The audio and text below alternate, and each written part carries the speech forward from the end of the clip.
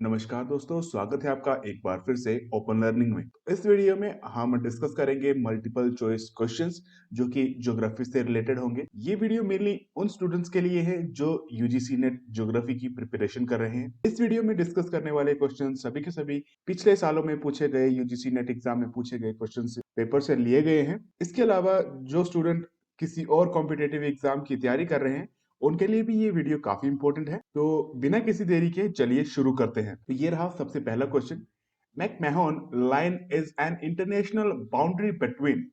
तो सभी जानते हैं इसका आंसर है option B, India and China. तो चलिए बाकी के ऑप्शंस के बारे में भी थोड़ा सा जान लेते हैं। तो सबसे पहले है इंडिया एंड चाइना। मैकमोहन, ये इसका नाम पड़ा था सर हेनरी मैकमोहन के नाम से। अब है इंडिया और पाकिस्तान के बीच में है, उसे रेडक्लिफ के नाम से जाना जाता है, named after sir Cyril Radcliffe.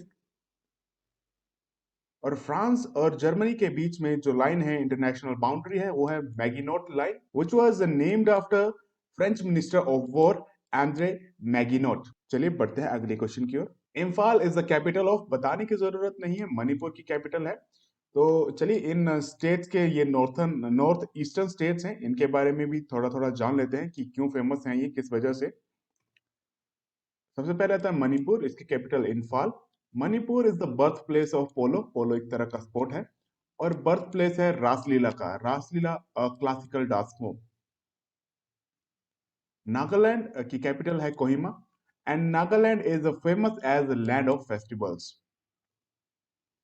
Arunachal Pradesh की कैपिटल है ईटानगर। और Arunachal is also known as orchid state of India. Last में है मेघालय। मेघालय की कैपिटल है शिलोंग। शिलोंग का मतलब है abode of clouds and famous for its high rainfall and sub tropical rain forest. सभी जानते हैं कि मेघालय में दुनिया की सबसे ज्यादा बारिश होती है। अब आता है Kargil. Kargil is located on the banks of, कौन सी नदी के किनारे पर है ये? तो इसका सही आंसर है सुरु रिवर। तो कारगिल के बारे में जान लेते हैं। कारगिल एक टाउन है कारगिल डिस्ट्रिक्ट के अंदर, जो कि लद्दाख का दूसरा सबसे बड़ा टाउन है। सबसे बड़ा जो टाउन है वो है लेह। कारगिल फेमस है कारगिल वॉर के लिए, जो कि इंडिया एंड पाकिस्तान के बीच में हुई थी। मई 3 से लेकर जुलाई 26 1999 में ये वॉर हुई थी। इंडिया इस वॉर को जीता था। अब थोड़ा थोड़ा इन रिवर्स के बारे में भी जान लेते हैं। सबसे पहले बात करते हैं इंडस रिवर की। इंडस रिवर का जो सोर्स है टिबेटियन प्लेट्यू है। ऋग्वैदिक टाइम में इसे सिंधु के नाम से जाना जाता था। और इसका जो माउथ है, माउथ यानी कि लास्ट में जाकर ये जिसके साथ मिलती है वो है अरेबियन सी। अरेबियन सी के साथ ये जाकर मिलती है। उसके बाद आता है झेलम रिवर। झेलम का जो सोर्स है वो है पीर पंजाल रेंज, और ये इंडस की ही ट्रिब्यूटरी है। इसका माउथ है चिनाब, यानी कि झेलम रिवर जो है चिनाब में जाकर मिल जाती है। इसका वैदिक नेम है वितास्ता एंड हाडास्पस इसको ग्रीक में जाना जाता है। अब आती है चिनाब। चिनाब रिवर का सोर्स है बारालाचला पास। इसका माउथ है Indus river and Sutlej river. वैदिक नेम इसको अस्किनी के नाम से और संस्कृत में से चंद्रभागा के नाम से जाना जाता है। चंद्रभागा दो रिवर से मिलकर बना हुआ है, चंद्रा और भागा, जो कि तांडी नामक जगह पर मिलती हैं। और वहां से चिनाब की शुरुआत होती है, यानी कि चिनाब बनती है। लास्ट में है सुरु रिवर। सुरु रिवर इंडस की ट्रिब्यूटरी है जिसका माउथ है इंडस। चलिए बढ़ते हैं अब आगे। Which of the following is associated with the cotton textile industry? तो इसका सही आंसर है ऑप्शन सी, अहमदाबाद। तो थोड़ा सा इन सिटीज के बारे में भी जान लेते हैं। सबसे पहले बात करते हैं पुणे की। तो पुणे जाना जाता है अपनी एजुकेशनल फैसिलिटीज के लिए। और यहाँ पर well establish glass, sugar and metal forging industries हैं सिंस 1950s। पुणे को ऑक्सफोर्ड ऑफ द ईस्ट के नाम से भी जाना जाता है। Pune was once the centre of power for the Maratha empire. अब आता है वाराणसी। वाराणसी जो कि उत्तर प्रदेश में है, famous for it's muslin and silk fabrics, perfumes, Ivory works and sculpture. ये अपने घाट्स के लिए भी काफी जाना जाता है। और ऐसा माना जाता है कि वाराणसी का जो मतलब है वो है त्रिशूल, the Trident, the weapon of Lord Shiva. अब आते हैं इस क्वेश्चन के आंसर पर, जो कि अहमदाबाद है।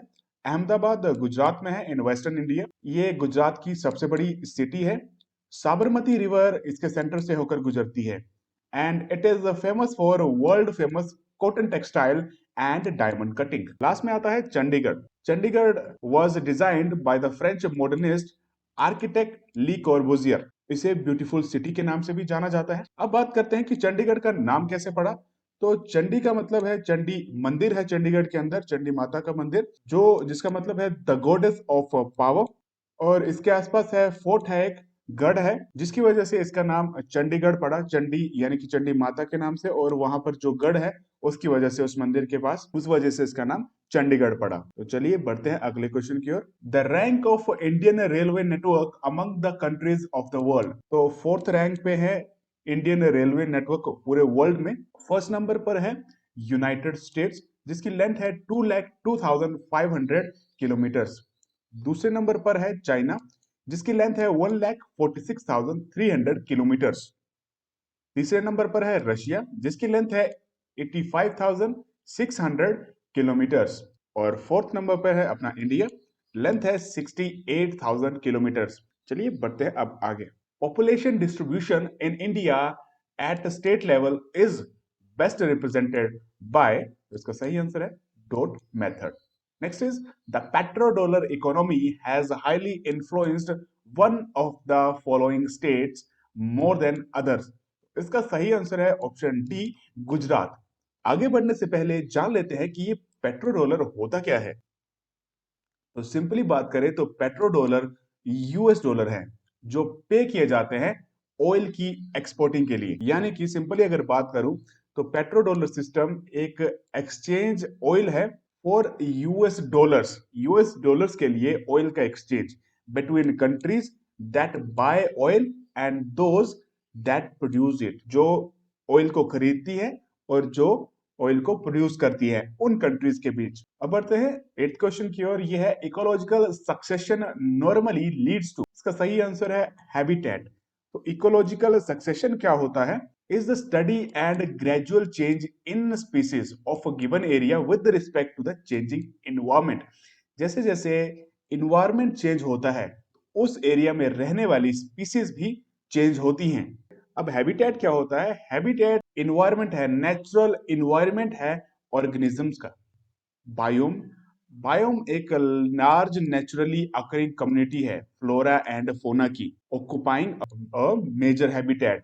सिंपली बात कहूं तो फ्लोरा एंड फोना की जो किसी लार्ज हैबिटेट पे रहते हैं उनकी कम्युनिटी है. और हैबिटेट क्या होता है? Natural environment. और फ्लोरा एंड फोना आपको नेचुरल इन्वायरमेंट में ही मिलते हैं. इसका बेस्ट एग्जांपल है forest. A plant adapted to a wet environment is called.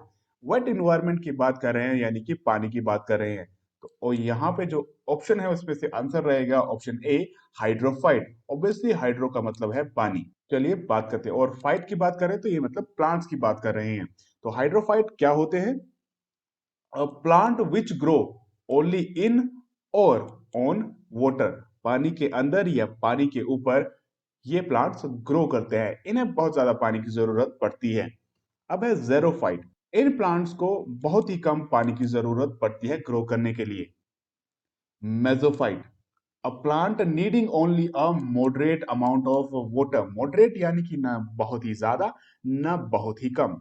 Last में है tropophyte. Any plant then can survive in the alternating climate conditions. ये वेट में भी सर्वाइव करेगा, ये ड्राई कंडीशंस में भी सर्वाइव करेगा. एक है जिसे बहुत ज्यादा पानी चाहिए, दूसरा है जिसे बिल्कुल कम पानी चाहिए, तीसरा है जिसे मतलब थोड़ा चाहिए और थोड़ा नहीं भी चाहिए. लास्ट में है ट्रोपोफाइट. अल्टरनेटिव क्लाइमेट कंडीशंस में ये सरवाइव कर पाते हैं. बढ़ते हैं अगले क्वेश्चन की ओर. Who formulated the heartland theory. तो इसका सही आंसर है एच.जे. मैकिंडर. मैकिंडर ने हार्टलैंड की थ्योरी दी थी. हार्टलैंड की थ्योरी क्या कहती है? ये कहती है कि जो भी ईस्टर्न यूरोप को कंट्रोल करेगा, जो कि हार्टलैंड है, वो वर्ल्ड पर कंट्रोल करेगा. और ये थ्योरी सपोर्ट करती थी वर्ल्ड डोमिनेंस को. अब आता है racial traits of man are studied in. Racial traits, तो इसका जो है वो किस में स्टडी किए जाते हैं? वो है एंथ्रोपोलॉजी. रेशियल ट्रेड्स क्या होते हैं? Each race has distinct qualities of temperament, morality and intellectual ability. ये हर रेस के अंदर डिफरेंट होते हैं. इसके अलावा जान लेते हैं ये जो बाकी के सब्जेक्ट्स हैं, पैलियोंटोलॉजी, हाइड्रोलॉजी एंड सोशियोलॉजी, ये क्या होते हैं। Paleontology is the study of history of life on Earth as based on fossil. Fossil के बेस पर पता लगाया जाता है कि लाइफ की हिस्ट्री क्या है अर्थ के ऊपर। और फॉसिल क्या है, ये रिमेन्स हैं प्लांट्स के, फंजाई के, एनिमल्स के, बैक्टीरिया एटसेट्रा इन सब के। अब आता है हाइड्रोलॉजी। हाइड्रोलॉजी साइंस है that encompasses the study of water on earth surface and beneath the surface of the earth. Simply कहूं तो ये स्टडी है पानी की अर्थ सरफेस के ऊपर और अर्थ सरफेस के नीचे, उसे कहते हैं हाइड्रोलॉजी। अब है सोशियोलॉजी। सोशियोलॉजी स्टडी है social life, social changes, social causes and consequences of human behaviour. Last में आता है anthropology. It means what makes us human. Humans की स्टडी है एंथ्रोपोलॉजी। अब है which one of the following is related to the tribal economy. तो इसका सही आंसर है शिफ्टिंग कल्टीवेशन। इसके अलावा बाकी क्या चीजें होती हैं, इन सब के बारे में भी जान लेते हैं। सबसे पहले बात करते हैं फुटलूज इंडस्ट्री की। जनरली बात करें तो ये वो इंडस्ट्री होती है जिनको प्लेस और लोकेट किया जाता है without effect from factors such as resource and transport. यानी कि इन फैक्ट्रीज को इजिली एक जगह से दूसरी जगह पर प्लेस किया जा सकता है जिसके ऊपर रिसोर्स और ट्रांसपोर्ट का कोई इफेक्ट नहीं पड़ता है। अब है settle cultivation. Settle cultivation practised on small और big portion of land. Farmers ज्यादातर फर्टिलाइजर का इस्तेमाल करते हैं सॉइल की फर्टिलिटी को वापस लाने के लिए। शिफ्टिंग कल्टीवेशन टाइप है फार्मिंग का। इस एक्टिविटी में क्या होता है कि जो फार्मर्स रहते हैं वो लैंड को क्लियर करते हैं, उन्हें काट कर और बाद में जलाते हैं, तो उसे कहते हैं शिफ्टिंग कल्टीवेशन। यहाँ पे क्या रहता है कि एक बार उसको इस्तेमाल में लाने के बाद वो दूसरी जगह पर चले जाते हैं और सेम प्रोसीजर को फॉलो करते हैं, लैंड को क्लियर करते हैं, वहां के ट्रीज को, बुशेस को काटते हैं, जलाते हैं, फिर कल्टीवेशन वहां पे शुरू करते हैं। और जब दूसरे लैंड पर की जो फर्टिलिटी कम होती जाती है तो वो पहले लैंड पर वापस आ जाते हैं, तब तक उनकी फर्टिलिटी जो है वापस आ चुकी होती है सोइल की। तो ये थी शिफ्टिंग कल्टीवेशन। अब आते हैं industrial economy. Industrial economy concern those activities combining factors of production to produce goods intended for the market. The Mongoloid race is predominantly found in, तो इसका सही आंसर है east Asia. Which one of the following is not associated with a transport system? तो इसका सही answer है centre place theory. तो बाकी थ्योरीज के बारे में भी जानते हैं।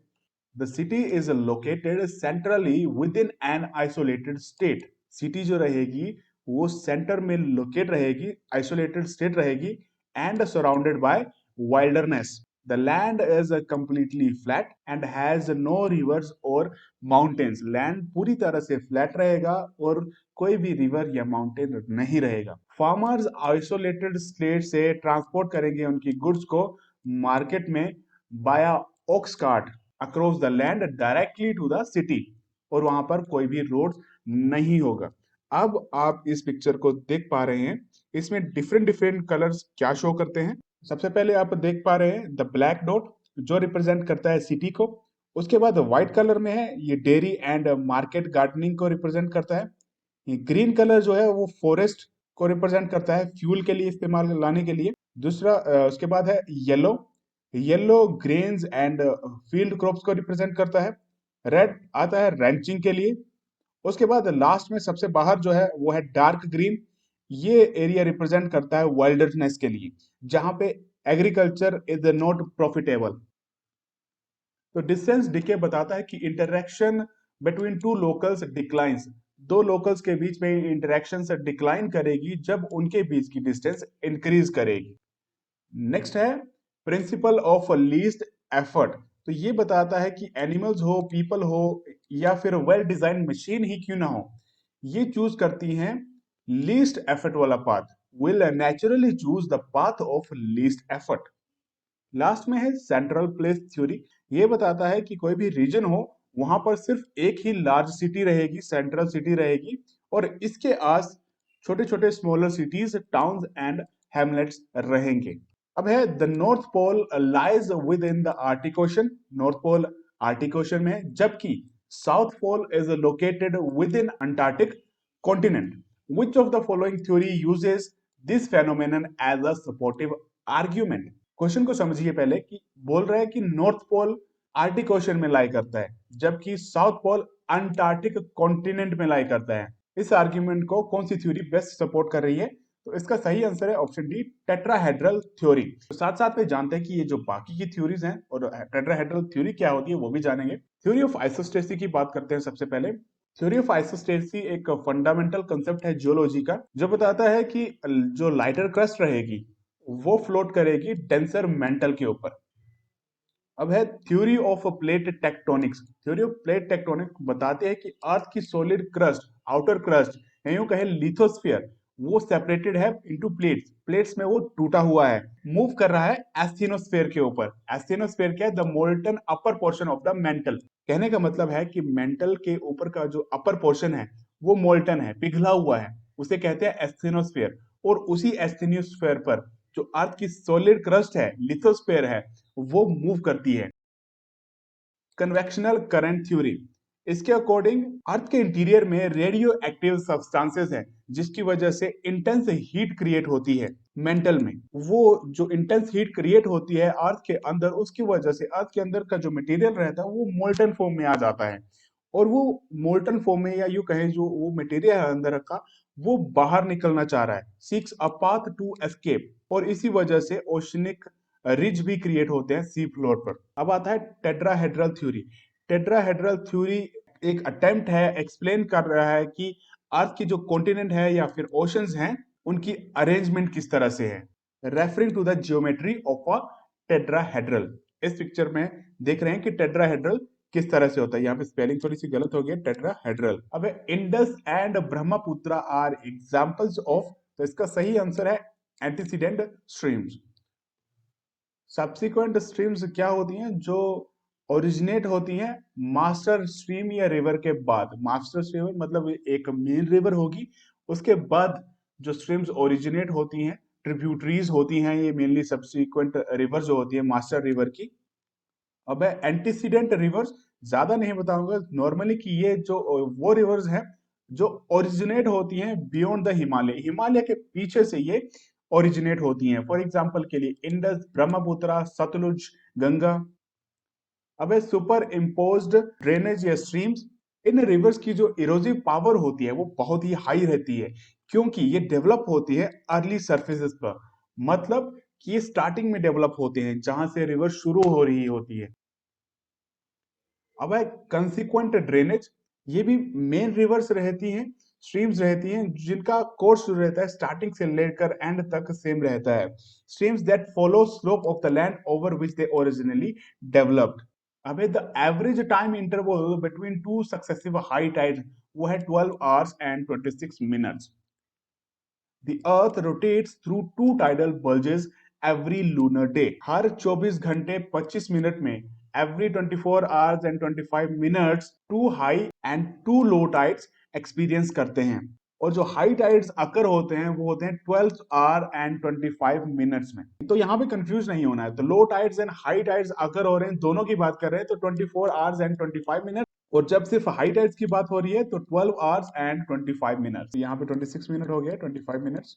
It is necessary to know both the latitude and longitude of a place in order to determine. तो इसका सही आंसर है लोकेशन। लोकेशन को डिटरमाइन करने के लिए लॉन्जिट्यूड एंड लैटिट्यूड का पता होना जरूरी है। Which of the following can be used for a regional delineation? तो इसका सही आंसर है option A, gravity potential model. तो रीजनल डेलिनिएशन एक फर्स्ट स्टेप है in the preparation of a regional development plan to ensure a tentative operational area of planning. अब आता है rank size rule. Rank size rule क्या है? The rank size rule theory was propounded by Zipf. ये explain करती है कि वहां पे एक स्पेसिफिक रिलेशनशिप है between population size of settlement, their ranks and relative abundance of settlement. Losch के बारे में जान लेते हैं। अगस्त लोश जर्मन इकोनॉमिस्ट थे जिन्होंने theory of profit of maximisation publish की थी 1954 में।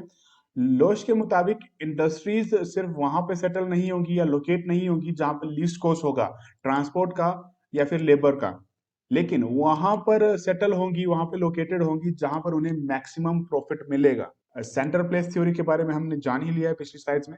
What does not cause regional imbalance? Regional imbalance किसकी वजह से नहीं होता है? तो उसका सही आंसर है, तो इसका सही आंसर है सस्टेनेबल डेवलपमेंट। बाकी जितने भी है uneven distribution of resources, lack of resources, lack of technology, इनकी वजह से रीजनल इम्बैलेंस क्रिएट होता है। रीजनल इम्बैलेंस होता क्या है? Regional imbalance means difference in per capita income, literacy rates, education services, level of industrialisation etcetera between different regions.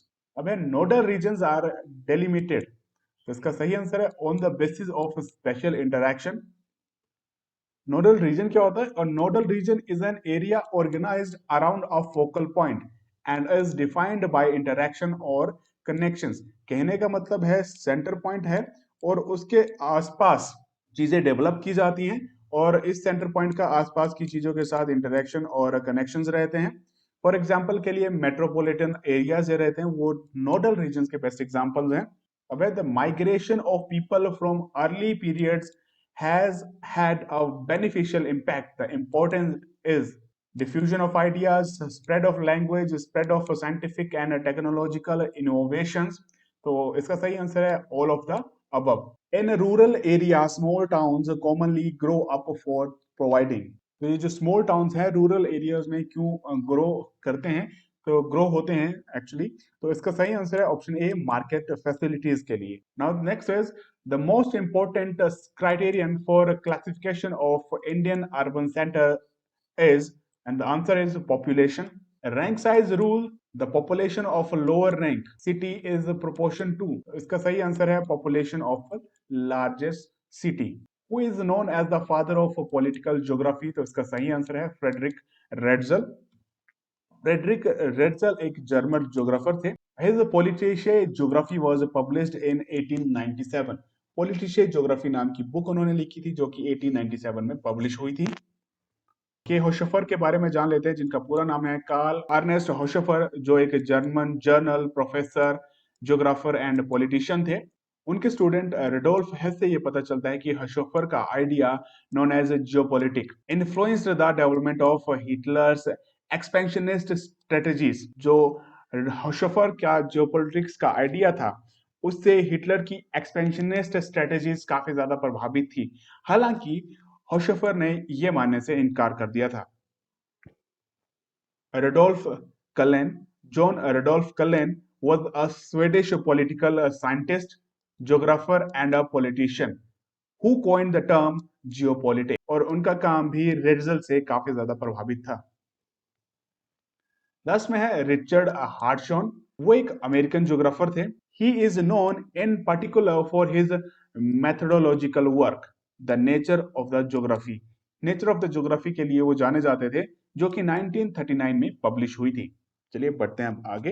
Who gave the concept of rimland theory? तो इसका सही answer है option A, N J Spykman.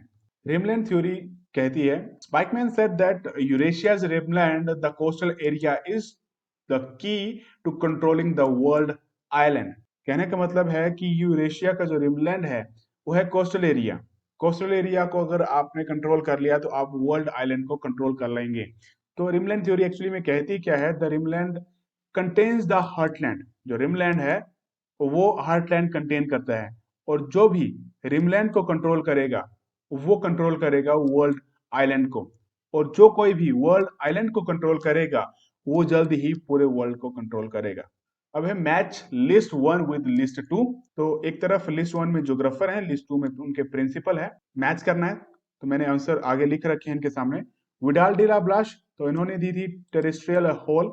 Gene Brunhes, इनका था interactions. Carl Ritter, unity in diversity. Frederick Redzel, social determinism. The philosophical view advocating that man is responsible for making his own nature is known as, तो इसका सही answer है existentialism. तो detail में इन सब के बारे में जानते हैं, ये चारों जो ऑप्शन है इनके बारे में जानते हैं।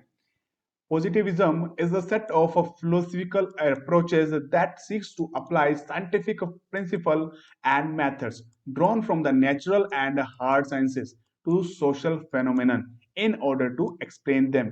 Simply अगर बात कहूं तो ये एक लॉजिकल सिस्टम है जो नॉलेज, डायरेक्ट नॉलेज के ऊपर बेस्ड है और सिस्टमेटिक ऑब्जर्वेशन के ऊपर बेस्ड है। अब आता है functional. Functionalism is a theory of society that focuses on the structures that create the society and how the society is able to remain stable. कि सोसाइटी किस तरह से क्रिएट हुई और सोसाइटी ने किस तरह से मेंटेन रखा है खुद को। अब है एग्जिस्टेंशियलिज्म। एग्जिस्टेंशियलिज्म एक फिलोसॉफिकल थ्योरी है जो बताती है कि people are free agents who have a control over their choices and actions. And existentialists believe that society should not restrict individuals' life. Society को individual की life restrict नहीं करनी चाहिए। लास्ट में आता है pragmatism। इसका मतलब है thinking of or dealing with problems in a practical way rather than using theory। कोई भी डील करना है किसी चीज के साथ, किसी प्रॉब्लम के साथ, तो उसके लिए प्रैक्टिकल वे से सोचो, ना कि थियोरटिकल वे से। Crop combination is calculated on the basis of crop ranking of crops in a region. Jharia coal fields is located in option B Jharkhand. Consider the following C। तो ये C दिए रखे हैं, इनको डिसेंडिंग ऑर्डर में sanitary के base पर उनको अरेंज करना है, सीक्वेंस में बनाना है। तो ऑप्शन डी जो है इसका सही आंसर है। तो इसमें सबसे पहले पर आएगा डेड सी, उसके बाद आएगा रेड सी, फिर ब्लैक सी एंड लास्ट में Baltic Sea. When was Project Tiger one of the most intensive conservation effort launched in India? तो इसका सही आंसर है 1973 प्रोजेक्ट टाइगर लॉन्च हुआ था। Who defined the resource as the resources are not they become? तो ये किसने define किया था? Option B Zimmermann. Animal rearing on a commercial scale has developed well in answer C prairie and steppe regions. Which state is the largest producer of wheat in India? तो इसका सही answer है Uttar Pradesh followed by Haryana and Punjab. Which one of the following is a footloose industry? तो इसका सही answer है cotton textile. Last में है आइसोडोपेन्स आर एसोसिएटेड विद। तो इसका सही आंसर है line of equal transport cost. Line of equal transport cost, तो उसे कहते हैं आइसोडोपेन्स। तो इसी के साथ ये वीडियो यहीं पर खत्म होती है। तो आज हमने 38 क्वेश्चंस डिस्कस किए जो कि यूजीसी नेट 2006 में पूछे गए थे। वीडियो पसंद आया तो लाइक शेयर और सब्सक्राइब जरूर करें। मिलते हैं अगली वीडियो में। धन्यवाद।